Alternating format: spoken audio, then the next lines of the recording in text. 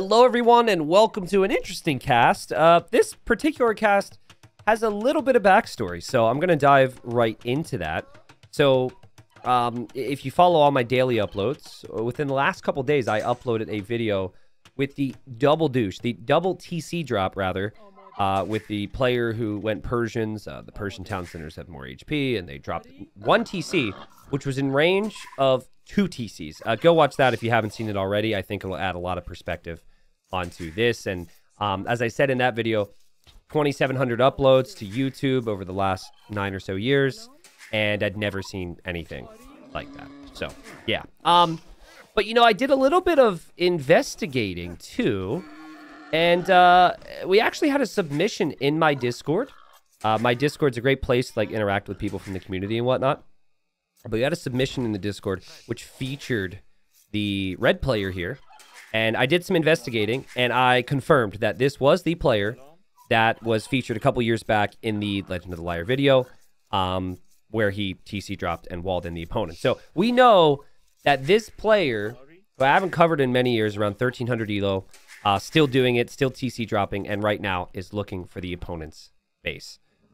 So the town center, it's coming. So the basis of the strat, of course, use the very strong Persian town center, 4,800 HP.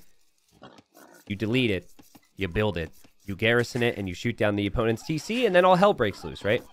But kind of the tricky thing that Red does that other TC droppers haven't done is they drop, they wall in the opponent as well, okay? Now the map is Yucatan. The opponent of Red here is Bartleby the Byzantine, and I love this name.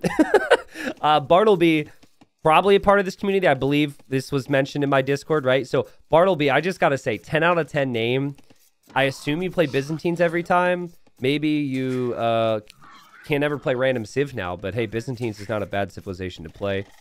The Byzantines have very cheap counters to basically any strong Civ, right? Like if someone's good with archers, the Byzantines have the cheap skirms. If the opponent's going cavalry, you have cheap pikes and camels. So definitely one of the civilizations to play if you're more of a defensive player too. And Bartleby, I don't know, Bartleby the Byzantine just sounds a little bit defensive, right? I could be wrong on that. So again, you know, the tricky thing about what this player does, and this player's at 1,300 elo. That's not easy to get to. Average is 1,000. Is the wall aspect. So is bringing in the boars. Now there's more boars on this map, which can be kind of fun for on Yucatan. I remember playing this a lot with Mongols back in the day.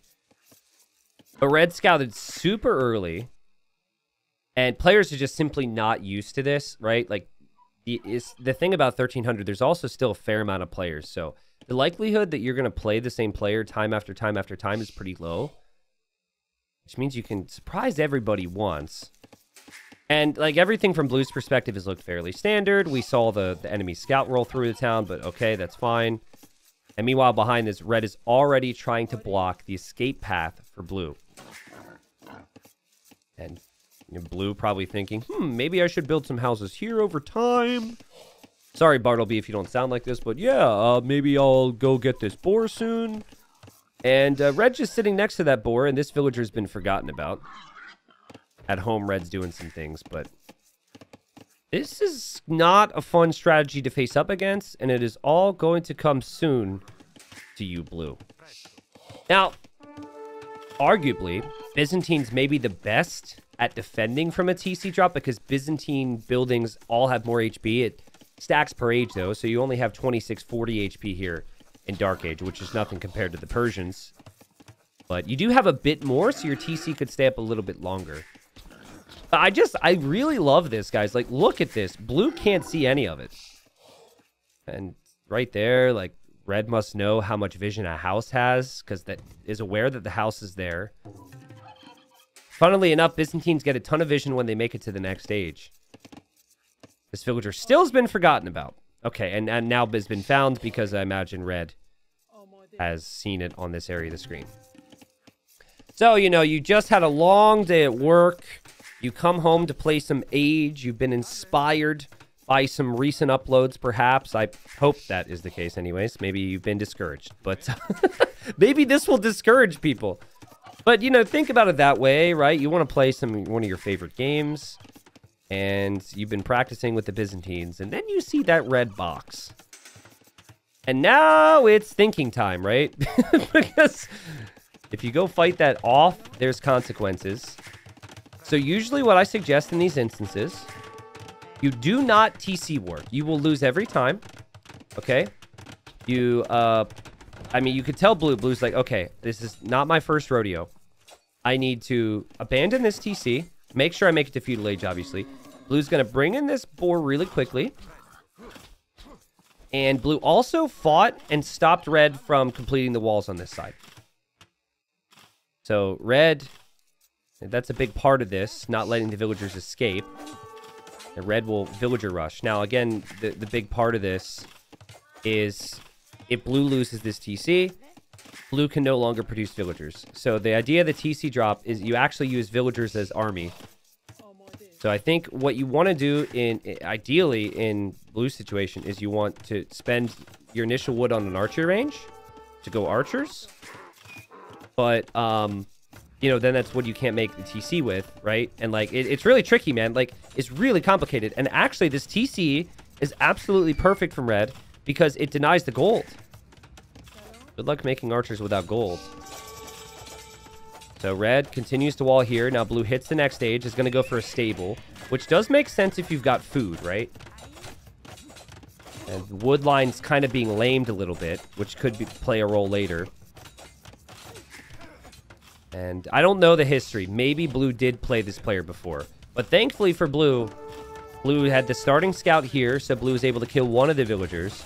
Is now going to kill the second and then the third.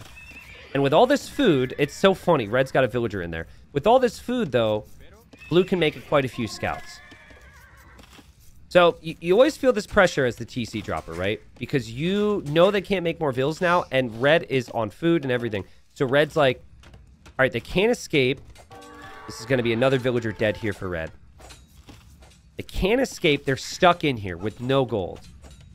And you know, maybe not a town center here because the wood. So the thinking is complete the walls and you vill rush this. So far, the Blue's done a really good job. And Blue has not panicked as much as a lot of players do. Never rushed this down, but never stopped the walls. That could be a big problem, but we didn't see a single repair here. There's 5 OKD here for Blue. And Blue's like, listen, I didn't want this. You brought this here. Red maybe wants to drop another TC. Now, I know Red's experienced with this, but you're still up against scouts here. And the scouts do auto attack. Now, the thinking is, if you take decent enough trades in Red's position, that you can always make more villagers. Red's at 23 vills, Blue's at 25. The scouts are now dead. And Red can still make more villagers. Blue cannot. And actually, Blue can't easily drop off the wood at the lumber camp. Blue is like kind of panicking. Blue's got more scouts on the way. Blue is getting armor. But I've seen enough TC drop snowball despite the KD. Obviously, the kill-death ratio has been amazing for Blue. But remember, Red has workers at home. Red is collecting resources. Blue is not. Blue chooses to engage this. I think maybe a little bit of an experience here on the specifics of how this rush works. This is something I think Red is looking for. But you gotta say, the fights from Blue, I mean, you really can't blame Blue for doing this. Blue has killed 15 villagers and only lost 3. And does have enough wood to simply just make another lumber camp. So this wall here from Blue, or from Red rather, it hasn't really done that much. And Red's just sitting here and like, you know, Red, your economy back home isn't getting any larger. I guess that's just the scout from Red scouting around. And Red maybe hoping that Blue will be stuck here forever. Just thinking about the future, I'm not so sure. But Blue going to diversify a little bit, go over here to the berries, go over here to the turkeys. And, you know, has a couple scouts in defense here. Good attacks again. More villagers going down. Great engagements here for Bartleby the Byzantine. You've messed with the wrong Byzantine here. Red. I love the micro for Blue, actually. He's like, I don't have an eco to worry about now because you shot down my TC. You gave me more focus here. And Blue says, you want to fight, you've got it. And just brings the Vils, goes crazy again. Scouts again playing a big role in this. Very good micro. And Red, 21 population. Blue, 24 population. This is Dark Age against Feudal Age. The Scouts go down. And again, not too many villagers working right now for Blue. And that's the concern. Interesting that Blue decided to make a market. Some players just feel really comfortable in messy games with a market. But would have liked to have actually seen a TC. But then again, if you TC, maybe Red just builds a new TC on you. Blue says screw a TC. We're going to see a tower here. Now, a lot of people don't know this. But villagers have pretty solid bonus damage up against towers. And the age of the villager doesn't really matter. Like what age they're in. So this tower will be half down.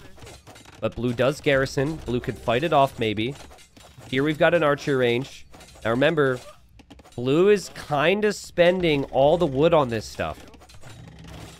So, you know, the tower, that stone that can't be used for a TC again. And Red, still at 21 villagers, despite losing so many, just because this TC's produced so many.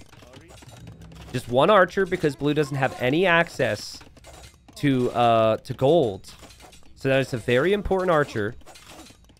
But Blue's micro has been pretty strong here, I have to say. More stone to potentially repair or build more towers.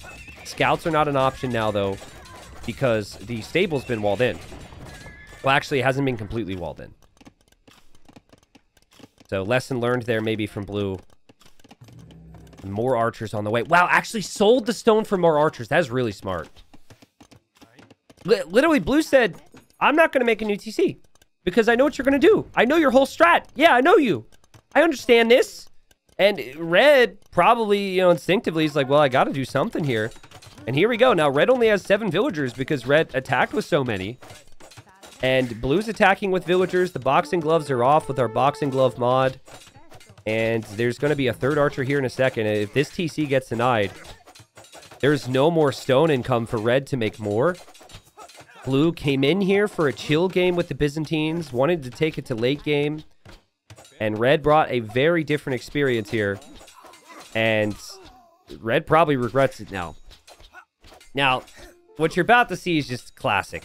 Red goes YOLO, which I respect. Blue calls it GG.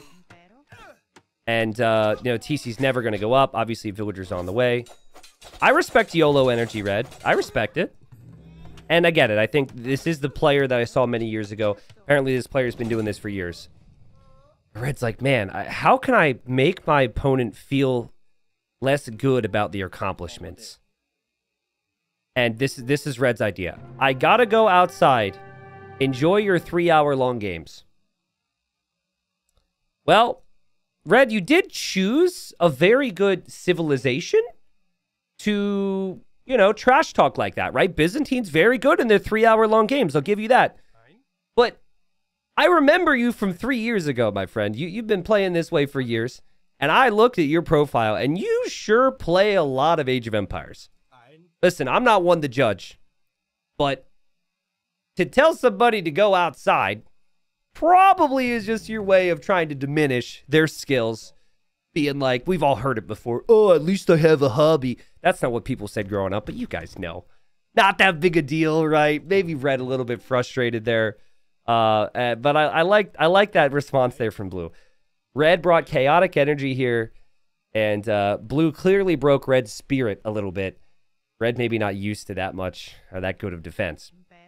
Listen, I know it hasn't been recent, but I remember watching Red's games, and I remember once the wall came up, it was like, good luck, right? And I think, honestly, for Red needed a little bit more patience there, perhaps. A few more villagers in the fights, and maybe not losing so many villagers early would have been, you know, so helpful there. So, GG, kind of a funny game. Bartleby did submit this in my Discord, and Bartleby was probably like, man, I hope the world sees this. And Bartleby, the world has seen it. 35 to 14 KD, well played there. I actually think the best thing you did here, Bartleby, well, there was a couple things. You never tried to fight the TC. war, right? You just let it go down. That was the smartest. You saved wood for another lumber camp, which was also a good move. But while I was critical of it at first, the market, that was actually really smart. The couple extra archers really impressed me. The scouts, the upgrades, you just made sure your resources were spent and you were ready at all times. You can sometimes get in a tricky situation if you never have a TC. But ultimately, Red didn't really know what to do when you didn't build one, right? The whole strategy just fell flat. Look at the total villager stats, by the way. 48 villagers in that entire game for Red, and just 25 for Blue, and Blue got the job done with that 25 max. Friends, thank you so much for watching. Let me know what you think about this one.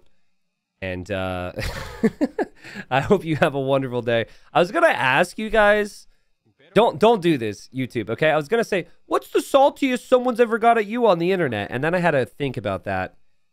And I don't want to hear your responses, actually, because I thought of my own answers. And most of those things are things that I would never actually want in my comment section. So, yeah. Have a good one, everybody. Hope you enjoyed the cast.